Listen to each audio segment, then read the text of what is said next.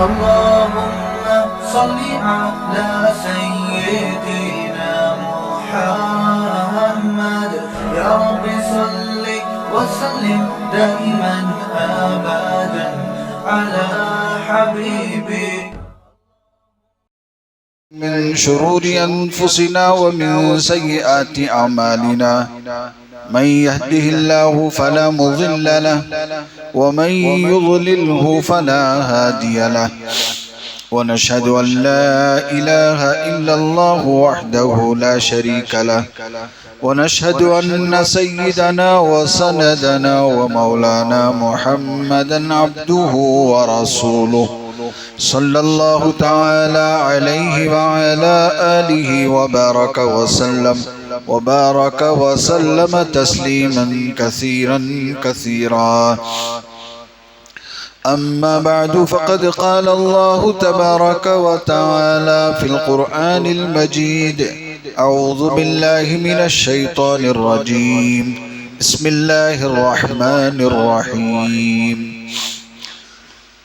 والذين جاهدوا فينا لنهدينهم سبلنا وإن الله لمع المحسنين. صدق الله مولانا العظيم وصدق رسوله النبي الكريم ونحن على ذلك من الشاهدين والشاكرين والحمد لله رب العالمين.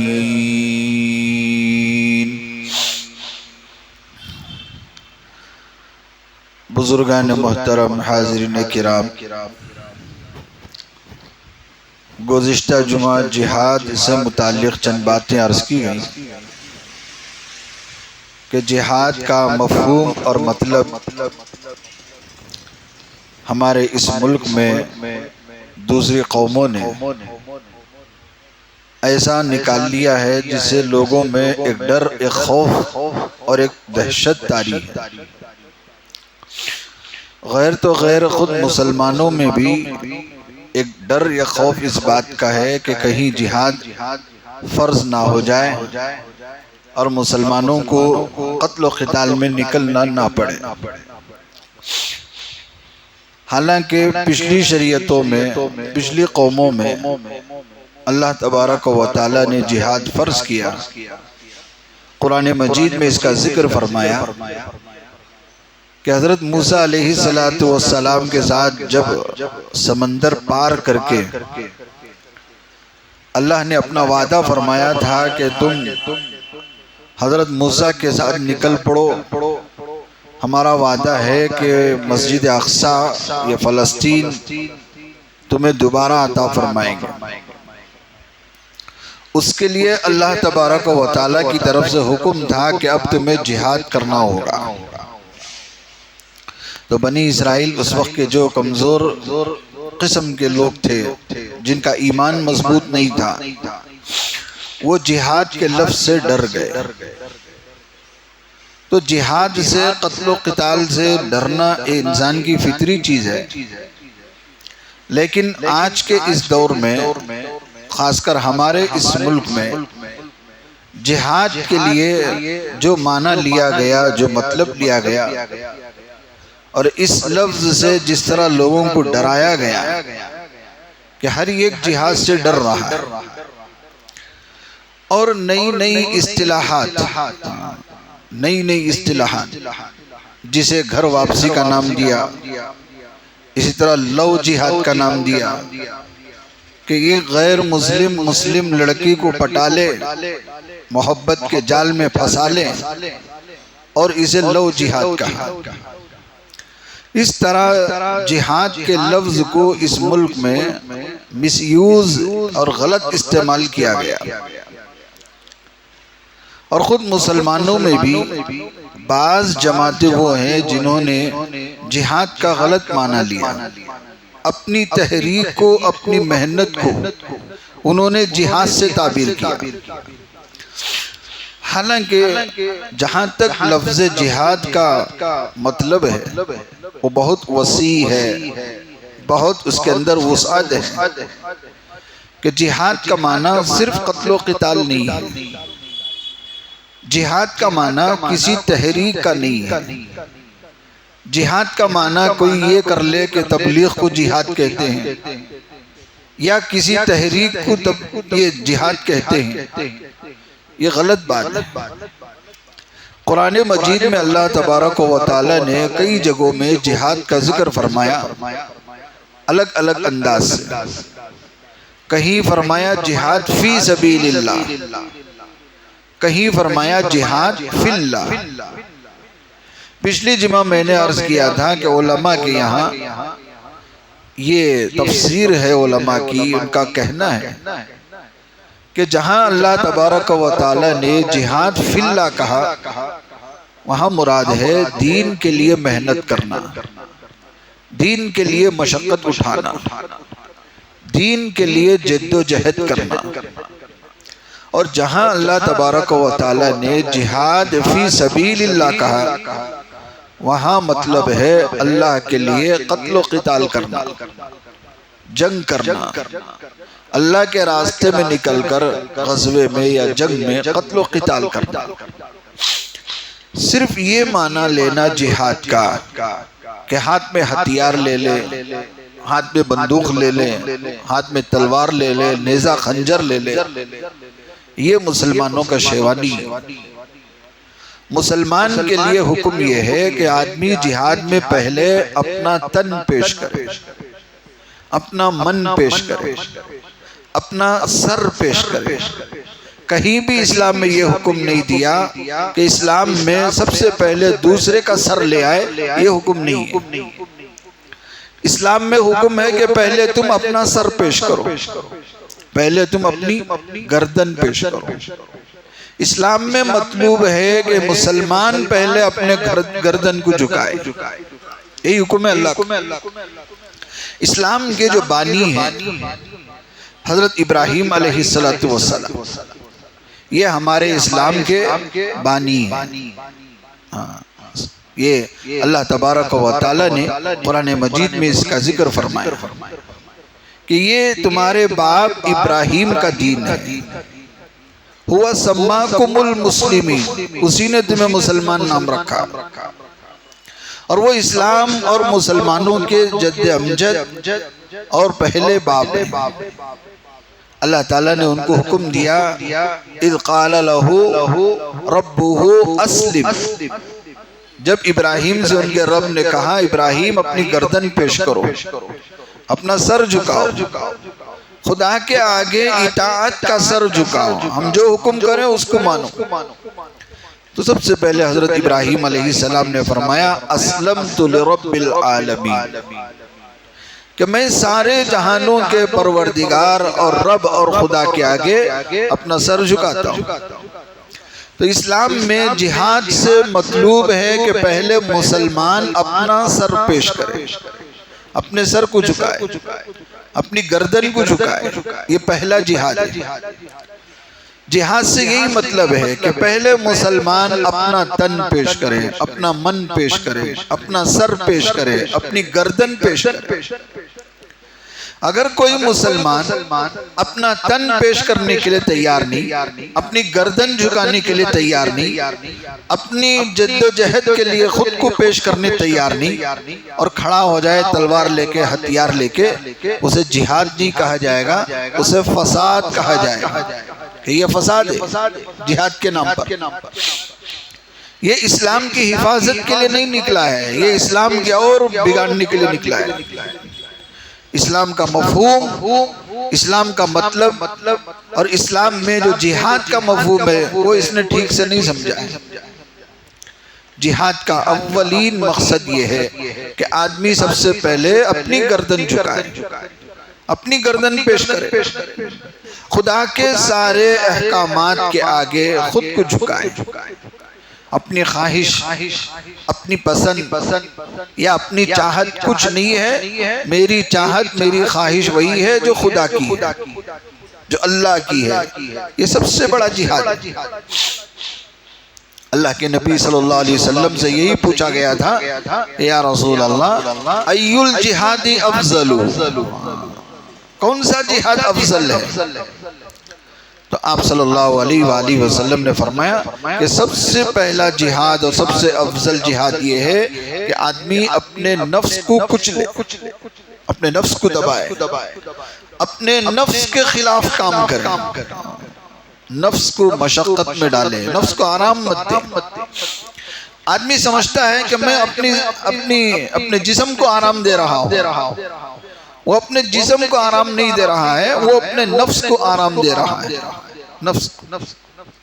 اور اسلام میں یہ سکھایا گیا صحابہ کے ذریعے، اولیاء کے ذریعے، صوفیاء کے ذریعے کہ جتنا آپ نفس کو مشقت میں ڈالو گے، جتنا آپ نفس کے خلاف کام کرو گے، اتنا بڑا آپ کا جہاد ہوگا۔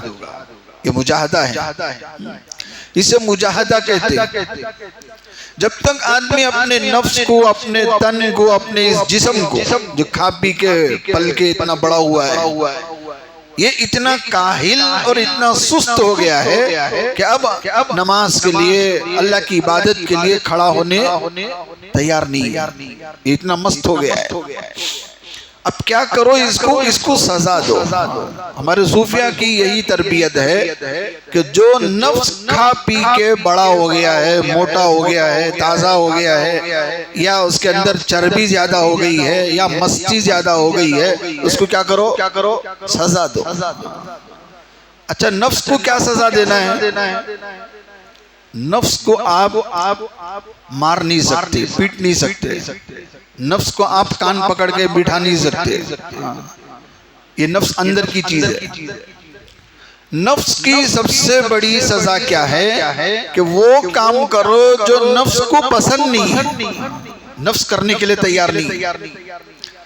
مثال کے طور پر آپ کا نفس ایسا ہے کہ اسے نماز پڑھنے دل نہیں لگ رہا ہے، نماز پڑھنے کے لیے تیار نہیں ہے، وہ ہر بار نماز کے لیے ٹالتا ہے، بعد میں پڑھیں گے، آ کے پڑھیں گے، کام ہونے کے بعد پڑھیں گے، یا رات میں پڑھیں گے، یا انشاءاللہ کل سے پڑھیں گے۔ یہ جو بھی ٹال رہا ہے، اس کو سب سے بڑی سزا یہ ہے کہ آپ ٹالو مت، اسی وقت پڑھو، اسی وقت۔ یہ نفس کی سزا ہے۔ اسی طرح آپ کو یہ نفس کہہ رہا ہے بھئی فرض پڑھ لو، چلتے رہو، سنت بات دیکھیں گے، یہ اللہ والوں کا کام ہے، یہ بزرگوں کا کام ہے، ہمارا نہیں، فرض پڑھ لو، چلو۔ اس کو سزا دو۔ اس کو کیا سزا دینا ہے؟ وہ سنت پڑھنے کے لیے نہیں دے رہا، آپ سنت پڑھو اور مزید نفل پڑھو۔ ایک بار اگر آپ اس طرح بار بار اسے سزا دیں گے تو وہ آپ کے سرنڈر ہو جائے گا، سرنڈر۔ ایک صحابی کی جماعت چھوٹ گئی، انہوں نے حدیث میں پڑھا تھا کہ جماعت کی نماز پڑھنا ثواب میں اکیلے نماز پڑھنے کے مقابلے میں 27 درجہ افضل ہے۔ اگر کوئی آدمی اکیلے میں نماز پڑھے اور جماعت وہی نماز جماعت کے ساتھ پڑھے، مثال کے طور پر فجر کی جماعت، 2 رکعت نماز آدمی جماعت کے ساتھ پڑھے یا گھر میں پڑھے۔ اگر کوئی آدمی گھر میں پڑھ رہا ہے اور ایک آدمی مسجد میں جماعت سے پڑھ رہا ہے، تو مسجد میں جماعت سے پڑھنے والے کو 27 نمازوں کا ثواب ملے گا، اور گھر میں نماز پڑھنے والے کو 1 نماز کا ثواب ملے گا۔ یہ ہے جماعت کا ثواب۔ تو وہ جو صحابی تھے ان کو کیا ہوا، نیند لگ گئی، اٹھنے میں دیر ہو گئی، جماعت چھوٹ گئی۔ تو انہوں نے حدیث سن رکھی تھی کہ ایک نماز، جماعت کی نماز اکیلے کی 27 نماز سے زیادہ افضل ہے۔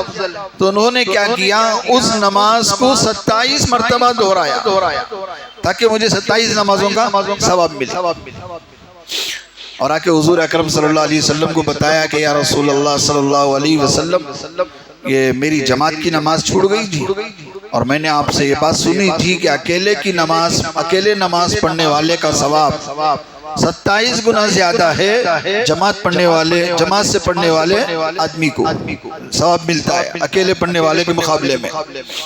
تو میں نے کیا کیا، اس کو 27 مرتبہ نماز دہرایا، میں نے 27 نمازیں پڑھی ایک ساتھ۔ تو رسول اللہ صلی اللہ علیہ وسلم مسکرائے اور فرمایا، بھائی تو نے 27 نمازیں تو پڑھ لی، لیکن جماعت کی نماز میں امام کے آمین کے ساتھ جو فرشتہ بھی آمین کہتا ہے، اس کا ثواب کہاں سے لاؤ گے؟ نماز تو دوہرا لی تم نے، لیکن امام جب نماز میں وَلَضَّالِّينَ پڑھتا ہے تو پورے کیا بولتے ہیں؟ آمین. تو فرشتہ بھی آمین کہتا ہے، اور اس کا ثواب، اس کی رحمت سب مقتدیوں کو ملتی ہے. تو تم گھر میں 27 بار تو پڑھ لی ہے، لیکن وہ آمین کا ثواب کہاں سے لاؤ گے؟ تو پھر سمجھ میں آیا کہ نہیں، جماعت کا ثواب ہم گھر میں 27 نہیں 50 بار پڑھ لیے تو بھی نہیں حاصل کر سکتے. لیکن اس واقعے سے مجھے بتانا یہ ہے کہ ان صحابی کو نفس نے آرام دے دیا، سلا دیا، تو وہ صحابی نفس کو سزا دیے 27 بار پڑھ کے، 27 مرتبہ. اسی طرح ایک صحابی کی تہجد کی نماز قضا ہو گئی، تہجد کی نماز نہیں پڑھ سکی، تو اتنا روئے اللہ کے سامنے، اتنا روئے، اتنا معافی مانگا. اللہ تبارک و تعالی نے صحابی پر ترس کھایا اور ان صحابی کو مفت میں تہجد کا ثواب دے دیا. جاؤ بھائی، اتنا روئے تو دوسرے دن کیا ہوا، خود حضرت شیطان آ کے تہجد کو اٹھانے لگے. بھائی اٹھو، تہجد کا ٹائم ہو گیا ہے. اور صحابی پریشان ہو گئے، تہجد میں سے شیطان سلاتا ہے، یہ تو جگا رہا ہے. تو پوچھا کیا بات ہے؟ کہا جب میں نے کل تیری تہجد کی نماز سلا کے قضا کرائی تو تو اتنا رویا، مفت میں لے لیا ثواب. میں نہیں چاہتا کہ تجھے مفت میں ثواب ملے، اس لیے اٹھ پڑ. اٹھایا اور تہجد کو جگایا نماز پڑھنے. تو نفس و شیطان کو سب سے بڑی سزا یہ ہے کہ آپ اللہ کی عبادت زیادہ کرو، نماز زیادہ پڑھو، تلاوت زیادہ کرو، ذکر زیادہ کرو، یہ ان کو سزا ہے. تو جتنا آپ سزا دیں گے وہ اتنا کیا کرے گا، آپ کے سرنڈر ہو جائے گا. اب وہ سمجھ جائے گا اس بندے کو میں ایک فرض سے سلایا تو انہیں سما 27 فرضاں پڑھتا ہے، کئی کو ایک میں ڈھندے کیا کرتا ہے، ایک ہی نماز میں سرنڈر ہو جاتا ہے.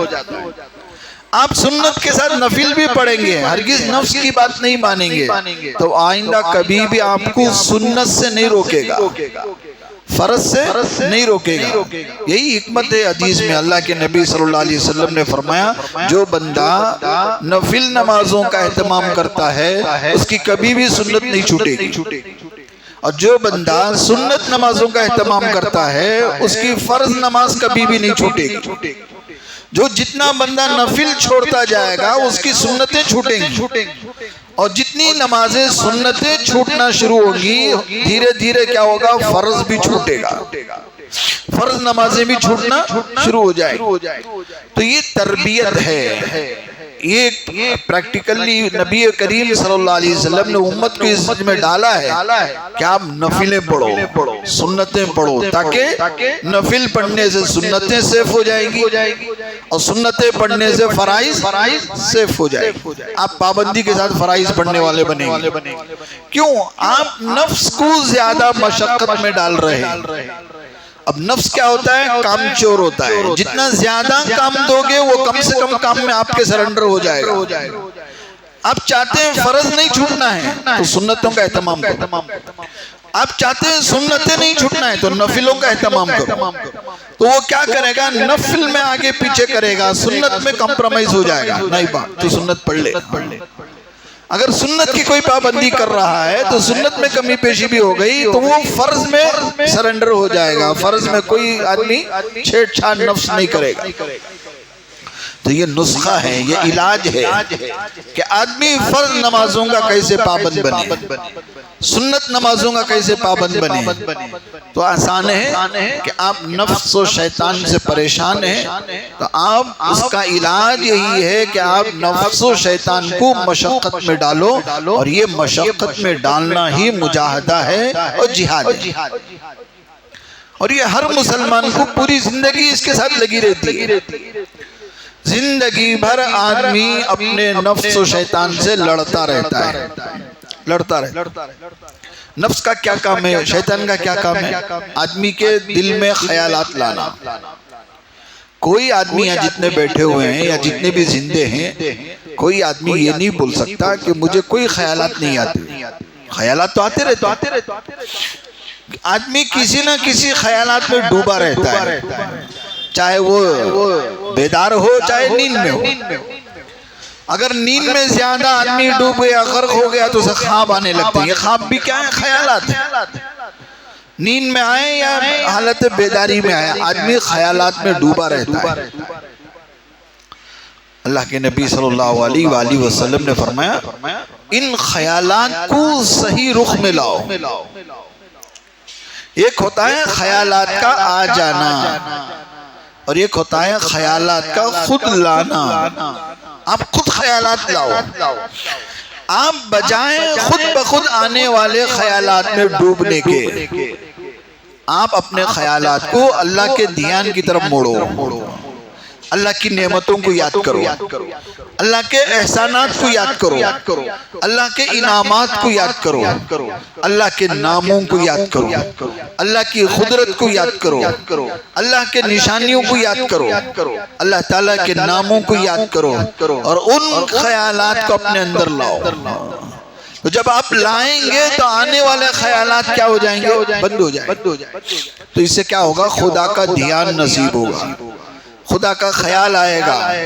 جتنا آپ اپنے اندر خدا کے خیالات لانے کی پریکٹس کریں گے تو پھر لاتے لاتے ایک دن وہ ہوگا کہ آپ کے خیالات میں خدا آئے گا. اس کی میں آسان مثال دیتا ہوں. ہمارے سب نوجوان ہی ہر ایک کا شوق الگ الگ ہے. ہر ایک کا ذوق الگ الگ ہے. ہر ایک کا ایک فیلڈ الگ الگ ہے. آدمی جس فیلڈ میں جس لائن میں زیادہ لگا رہتا ہے اس کو وہی خیالات آتے ہیں. اس کو وہی خیالات. ہمارا بازار ہے پورا ماشاءاللہ. جو کئی بیرنگ کا مرچنٹ ہے, کوئی اس کا آئرن مرچنٹ ہے, جو جس لائن میں زیادہ لگا ہوا ہے اس کو وہی خیالات آتے ہیں. اسی طرح نوجوان ہی کسی بھی میں لگے ہوئے نہیں ہیں. نہ ان کا خیال پڑھائی میں ہے, نہ خیال کسی اور میں ہے, کوئی ذمہ داری میں نہیں, آوارہ ہے. تو ان کے خیالات آوارگی میں رہتے ہیں. وہ آوارہ رہتے ہیں. خیالات میں بھی بس وہی آوارگی. اگر کوئی کھیل کا شوقین ہے تو اس کے دن رات اس کے خیالات میں وہی خیالات. کرکٹ کے خیالات, فٹ بال کے خیالات, ہاکی, جو بھی کھیل اس میں وہ آدمی لگا ہوا ہے وہ خیالات آتے ہیں. ایک نوجوان آگے بولا حضرت پوری رات مجھے خواب میں کامنٹری چاہتی ہے. حضرت کامنٹری کرکٹ دن بھر دیکھا تو کیا آئیں گا رات میں؟ وہی آئیں گا. تو آدمی جس لائن میں زیادہ لگا رہتا ہے تو اس کے خیالات بھی اسی لائن کے آتے ہیں. تو اگر ہم دن بھر خدا سے لگ جائیں, خدا کے خیالات لانے والے بن جائیں, تو آنے والے خیالات بھی کیا آئیں گے؟ نمازوں کے خیالات آئیں گے. جی اگر کوئی آدمی فلموں میں لگا ہوا ہے تو دن بھر وہی فلمیں, وہی تصویریں, وہی تصویر. لوگ آگے پوچھتے ہیں حضرت نمازوں میں گندے خیالات آتے ہیں, کیا کر؟ ابھی دن بھر گندے خیالات میں رہو گے تو نماز میں تھوڑی فرشتہ آئے گا, نماز میں بھی وہی خیالات آئیں گے. اگر آپ دن بھر خیالات کو پاک رکھیں گے, آنے والے دھیانوں کو پاک رکھیں گے, اللہ کے یاد میں اسے لگائیں گے, تو پھر دیکھو نماز میں وہی خیال آئے گا. اب ذرہ برابر بھی خیالات بھٹک جائے تو آپ کو نماز میں خلل ہوگا. ایک صحابی حضرت طلحہ رضی اللہ تعالیٰ باغ میں نماز پڑھ رہے تھے, اللہ کی یاد میں لگے ہوئے تھے. اچانک نظر جو ہے باغ پر پڑی. درخت نظر آئے, پھول نظر آئے, پرندے نظر آئے, کنواں نظر آیا, میٹھا پانی نظر آیا, اور ان کے دل میں خیال آیا کہ میرا باغ کتنا خوبصورت ہے. کس میں خیال آیا؟ نماز. اور یہ بھی سوچنے لگے کہ میرا باغ اتنا خوبصورت ہے کہ رسول اللہ صلی اللہ علیہ وسلم اس باغ میں تشریف لاتے ہیں اور اس کنویں سے پانی پیتے. یہ خیال آیا. کس میں؟ نماز. لیکن یہ احساس ہوا کہ نماز میں خلل ہو گیا باغ کے خیال آنے سے, اللہ کا دھیان ہٹ گیا. انہوں نے کیا کیا؟ رسول اللہ صلی اللہ علیہ وسلم کی خدمت میں آئے اور باغ کو وقف کر دیا.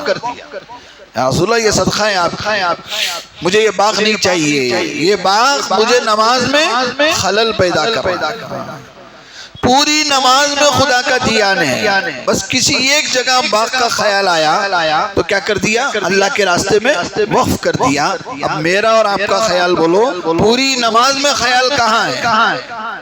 دکان میں ہے, بازار میں ہے, ادھر ادھر ہے. تھوڑی دیر کے لیے بھی خیال ادھر نہیں آتا.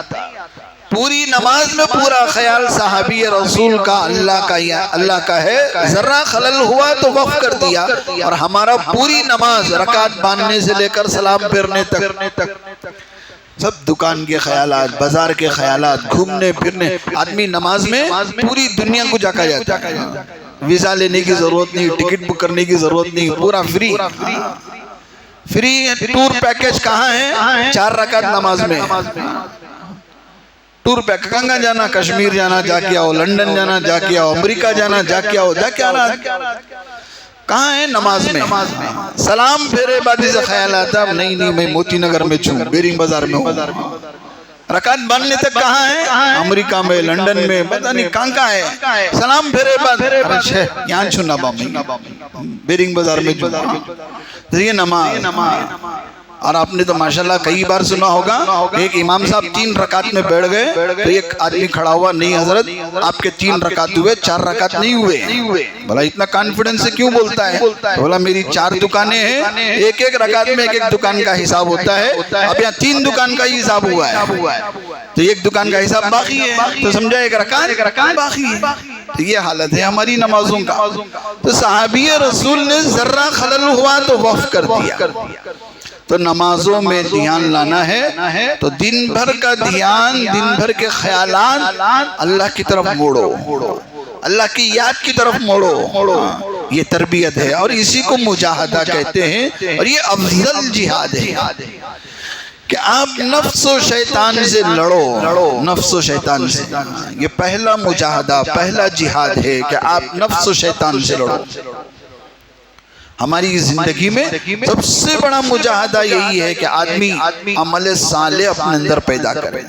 عمل صالح، فکر پیدا کرے، دینی اور اسلامی فکر پیدا کرے. میرے بارے میں، میرے بچوں کے بارے میں، میرے گھر والوں کے بارے میں، میرے خاندان کے بارے میں، سب کے بارے میں دین کی فکر پیدا کرے. ہمارے مسلمانوں کے لیے جہاد کے لیے تلوار، ہتھیار، شمشیریں یہ نہیں ہیں، بلکہ ہمارے جہاد زندگانی میں مرد مسلم کی یہ شمشیریں کیا ہیں؟ عمل صالح، فکر پہ ہم لگاتار آدمی فکر میں لگا رہے، نیک اعمال میں لگا رہے. آدمی غلط کاموں کی طرف نہ جائے.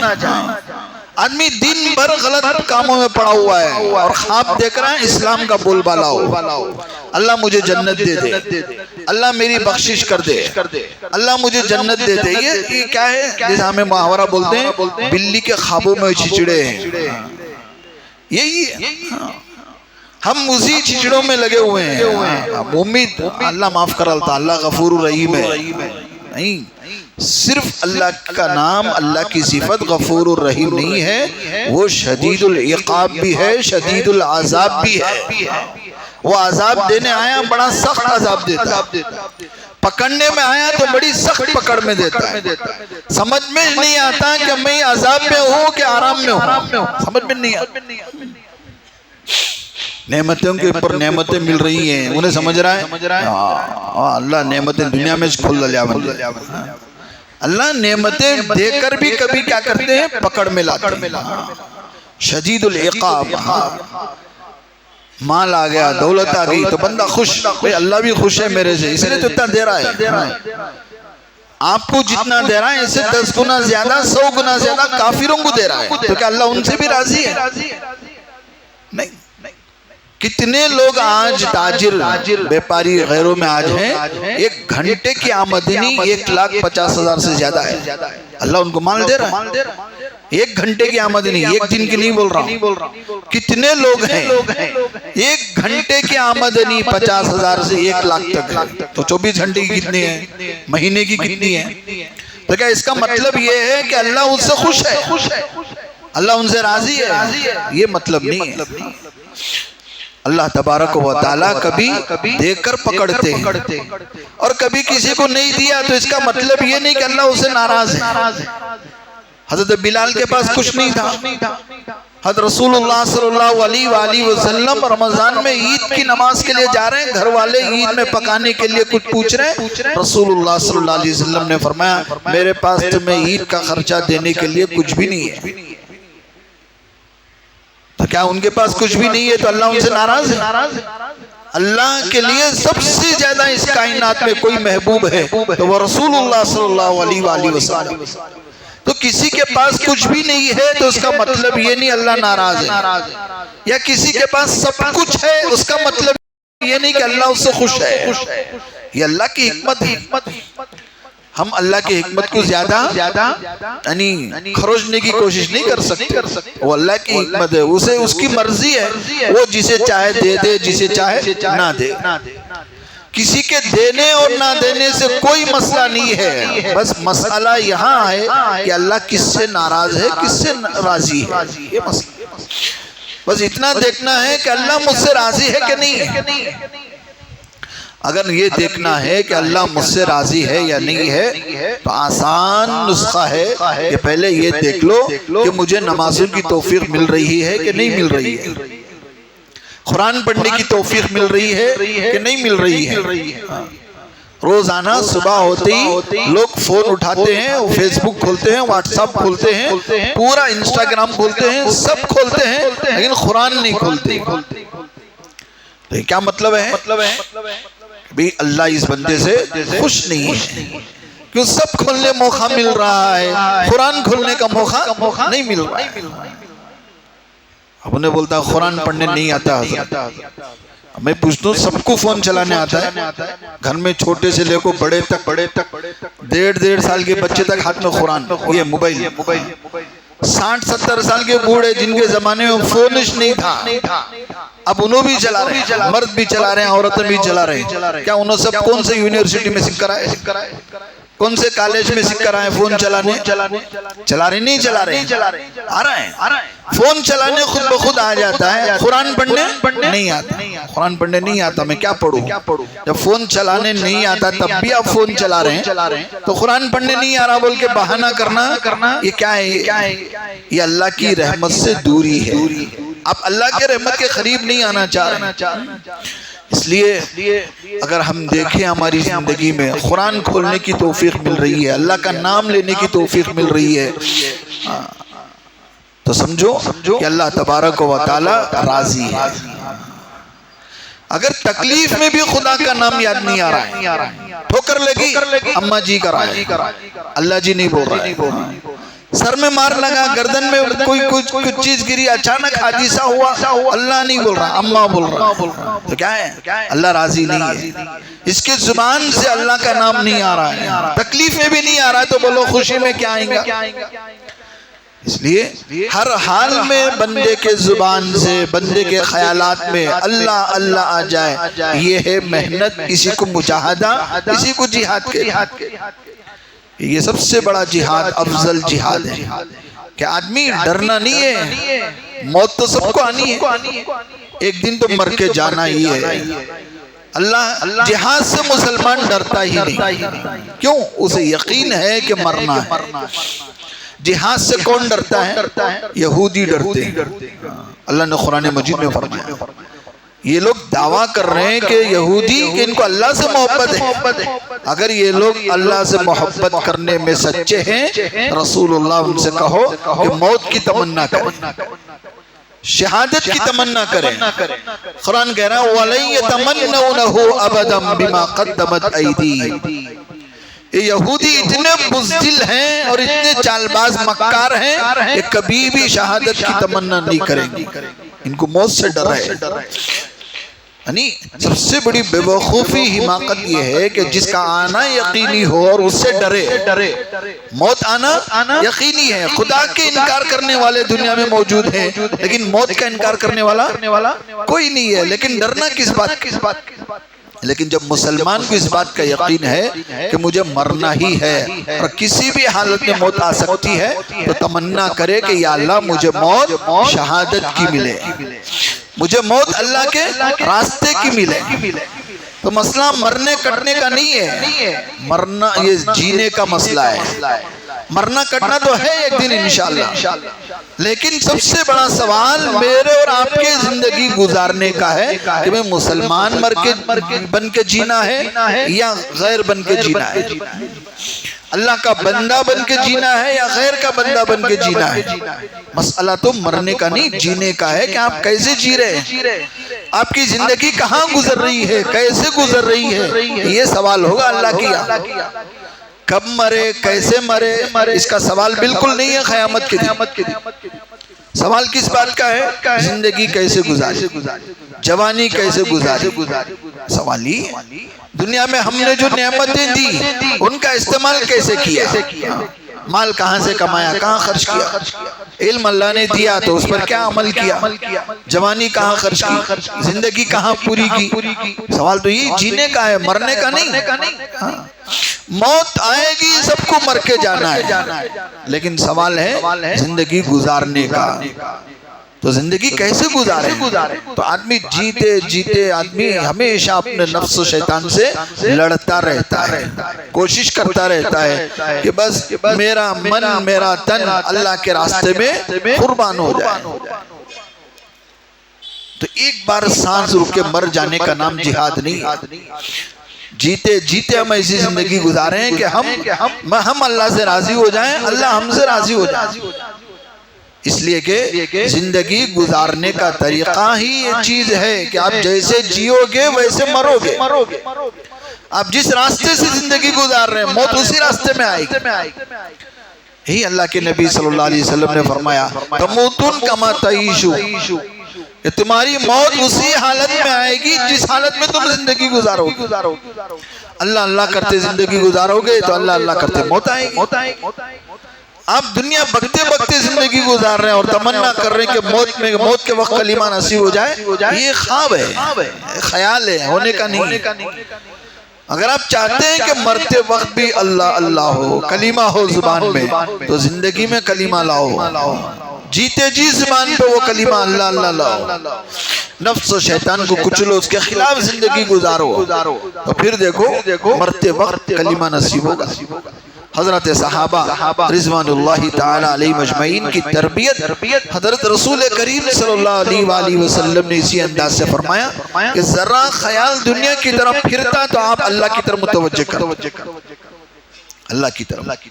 ایک جنگ جس میں مسلمانوں کو فتح ہوئی اور بہت سارا مال غنیمت آیا، تو حضرت صحابہ نے کیا کیا؟ وہاں کاروبار شروع کیا، کچھ خریدتے کچھ بیچتے، کچھ خریدتے کچھ بیچتے، خرید و فروخت چلتے۔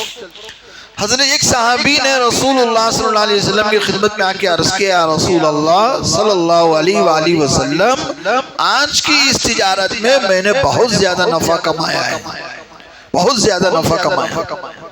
اچھا کتنا کمایا؟ کہا 700 اوقیہ چاندی میں نے کمائی اس نفع میں۔ اس زمانے کے حساب سے بہت زیادہ نفع ہے، 700 اوقیہ چاندی۔ تو رسول اللہ صلی اللہ علیہ وآلہ وسلم نے فرمایا اچھا اتنا ہی ہے، میں اس سے زیادہ نفع بتاؤں؟ اس سے زیادہ نفع؟ صحابی حیران ہو گئے، منہ کھل گیا، 700 اوقیہ چاندی سے بڑا نفع اور کیا ہوگا؟ یا رسول اللہ بتائیے جلدی۔ ایک طلب پیدا ہوئی، اس سے بڑا نفع کیا ہے؟ آپ صلی اللہ علیہ وآلہ وسلم نے فرمایا صبح اٹھو، فجر کی جماعت سے پڑھ لو، پھر اس کے بعد اشراق تک اسی جگہ بیٹھا رہو اللہ اللہ کرتے، پھر اشراق کی 2 رکعت نماز پڑھ لو، یہ تمہارے لیے 700 اوقیہ چاندی سے بڑا ثواب ہے، یہ نفع ہے تمہارا۔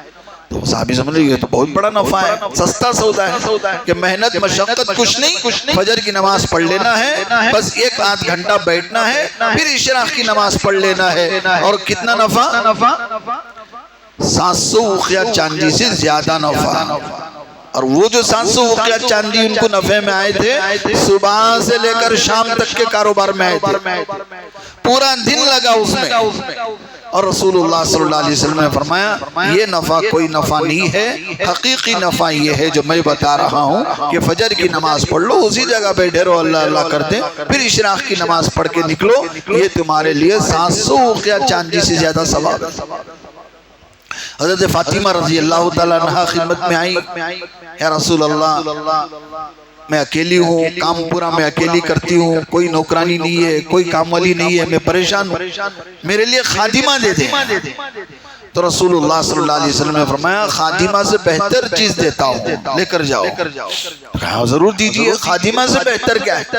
فرمایا تم رات کو سونے سے پہلے 33 مرتبہ سبحان اللہ، 33 مرتبہ الحمدللہ، 34 مرتبہ اللہ اکبر پڑھ کے سو جاؤ، یہ تمہارے لیے خاتمہ سے بہتر ہے۔ تو حضرات صحابہ کا خیال ذرہ برابر بھی دنیا کی طرف آتا تو آپ اللہ کی طرف موڑتے۔ یہ تربیت کہ ہمیشہ اللہ اللہ کرو۔ جب اللہ کا دھیان نصیب ہو جائے، اللہ کا خیال نصیب ہو جائے تو اسے دنیا کے دردوں کا، دنیا کے غموں کا، دنیا کی تکلیفوں کا کوئی احساس نہیں رہتا، کوئی احساس۔ دنیا میں جتنے عاشق معشوق ہوتے ہیں وہ اپنے عشق کے سفر میں دیکھتے ہیں کہ کوئی کسی کا دیوانہ ہے تو آنے والی تکلیفوں کا کوئی احساس نہیں، کوئی درد نہیں، کوئی تکلیف نہیں، محبت میں سب قربان۔ تو یہ محبت کا جام اللہ کی محبت سے بھر لو تو پھر دیکھو یہ غم، یہ تکلیف، یہ مصیبتیں کچھ نہیں ہے، اس میں مزہ آئے گا، تکلیفوں کے سہنے میں مزہ آ رہا ہے۔ مجنون کو جوتیاں پڑھنے لگے کہ تو لیلا کے دربار میں آ رہا ہے، لوگ مارتے مارتے تھک جاتے ہیں، جوتی مار مار کے تھک جاتے ہیں، لیکن مجنون کہتا کہ لیلا کی محبت میں ان جوتیوں کے کھانے کا مزہ ہی کچھ اور ہے، مزہ ہی کچھ۔ تو محبت میں آدمی پاگل ہو جاتا ہے تو تکلیفوں میں مزہ آتا ہے۔ ذرا خدا کی محبت کا جام پی کے دیکھ لو، یہ تکلیفوں میں مزہ آئے گا، یہ تکلیف نہیں رہے گی۔ آج جو ہم پریشانیاں دوسروں کو بولتے پھر رہے نا، وہ اسی لیے بولتے پھر رہے ہیں کہ ہمارے دل میں اللہ کی محبت نہیں ہے۔ اللہ کی محبت، اللہ تعالیٰ کو اگر محبت ہوتی تو ہم کسی سے یہ تکلیفیں بیان نہیں کرتے۔ دوسروں کو تکلیف بیان کرنا یہ اللہ کو پسند نہیں ہے۔ آج ہم کیا کر رہے ہیں، سب کو سناتے پھر اپنوں کو، دوستوں کو، جو کوئی اچھا آدمی جس سے انہیں ذرا ہنس کو بات کر لیا تو انہیں شروع کئی کو تکلیف کئی کو سنا رہی ہوں، اس لیے سنا رہے ہیں انہیں میرے اوپر ترس کھا کو کیا بھی دین دے کر۔ حدیث میں ہے اللہ کے نبی صلی اللہ علیہ وسلم نے فرمایا اللہ کو بندے کے 3 کام پسند نہیں ہیں، 3 کام اللہ کو ہرگز بندے کے پسند نہیں ہے۔ کیا پسند نہیں ہے؟ فرمایا اپنی پریشانی غیر کو سنانا، اللہ کو نہیں سنا رہا ہے، غیر اللہ کو سنا رہا ہے، یہ اللہ کو پسند نہیں ہے۔ دوسرا فرمایا مال ضائع کرنا، یہ اللہ کو پسند نہیں ہے۔ اللہ کی کوئی بھی نعمت، اللہ رزق ہے جی، آپ کھانے پینے کی چیزیں ہیں، پہننے اوڑھنے کی چیزیں ہیں، جو بھی نعمت اسے خامخواہ ضائع کرنا یہ اللہ کو پسند نہیں ہے۔ تیسری چیز فرمایا لوگوں سے مانگنا، یہ اللہ کو پسند نہیں ہے۔ اللہ سے مانگو، لوگوں سے مانگنا اللہ کو پسند نہیں ہے۔ بیٹا جا کے کسی اور سے مانگے، چاچا سے مانگے، ماموں سے مانگے یا کسی اور سے مانگے تو باپ کو پسند نہیں ہے۔ تو اللہ کا بندہ کسی غیر اللہ سے مانگے تو اللہ کو ہرگز پسند نہیں۔ یہ 3 کام اللہ کو ہرگز پسند نہیں ہے، نہ کریں۔ اپنے آپ کو مجاہدے میں ڈالیں، مشقت میں ڈالیں اور قربانیاں پیش کریں، پھر اللہ کو ہمارے اوپر رحم آئے گا۔ ہماری ضرورت ہے پیش کریں۔ اللہ تعالیٰ سے دعا ہے کہ اللہ پاک ہمیں صحیح سمجھ عطا فرمائے، قربانیوں میں اپنے آپ کو مجاہدے میں لگانے کی توفیق عطا فرمائے، سستی کاہلی غفلت سے اللہ ہر مسلمان کی حفاظت فرمائے۔ آخر میں آپ حضرات جاتے ہیں وآخر دعوانا ان الحمدللہ رب العالمین۔